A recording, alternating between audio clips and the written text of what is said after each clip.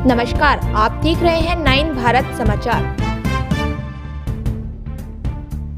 बीते फरवरी माह में उत्तराखंड विधानसभा सत्र के दौरान कैबिनेट मंत्री प्रेमचंद अग्रवाल द्वारा पहाड़ियों के लिए कहे गए अपशब्दों ने राजनीतिक गलियारों में हलचल मचा रखी थी, जिसका नतीजा यह हुआ कि चारों तरफ से घिरते प्रेमचंद अग्रवाल ने अपने पदों से इस्तीफा दे दिया।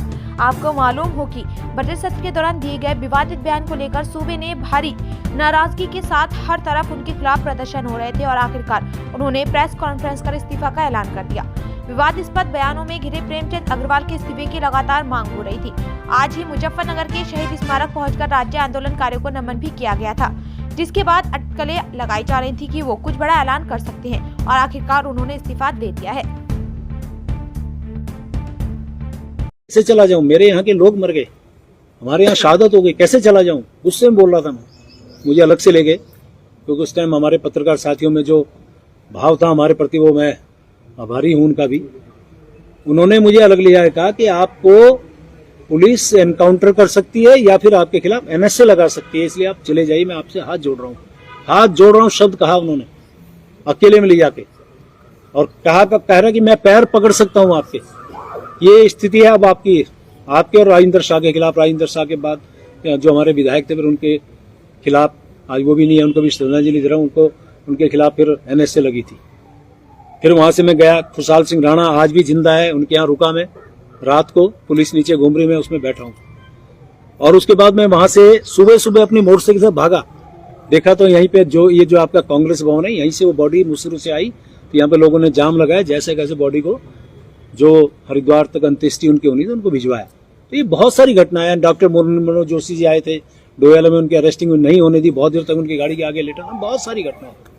तो मैं ये जो बातें बताई, इसका मतलब सिर्फ इतना है कि जिसने इस आंदोलन, इस उत्तराखंड को बनाने में अहम भूमिका निभाई, लाठियां खाई। एक मेरे पास आज वो फोटो नहीं है, यदि वो फोटो तो मैं आज आपको दिखाता, कि वो फोटो आप देखते तो पुलिस वाले लठ मार रहे हैं, मैं नीचे पड़ा हूं, एक हाथ से अपने आप को सेव कर रहा हूं कि बचा लो।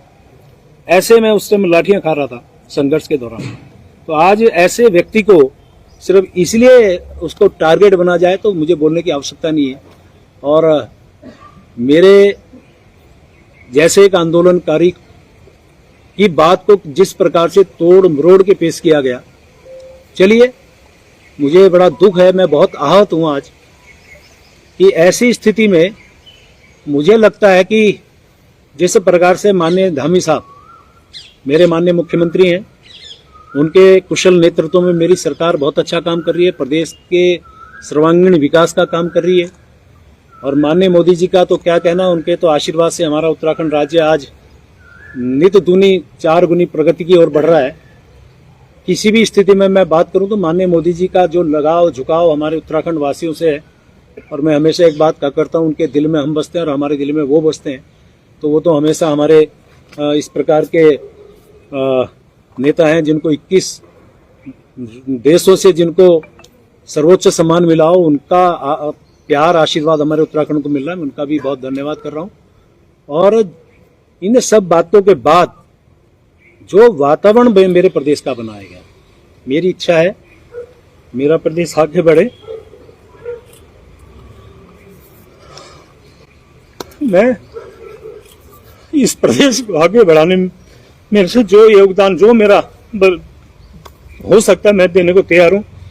और इसलिए आज मैंने निर्णय लिया है, मैं अपने पद से त्याग पत्र देने माननीय मुख्यमंत्री जी के पास। बहुत बहुत धन्यवाद।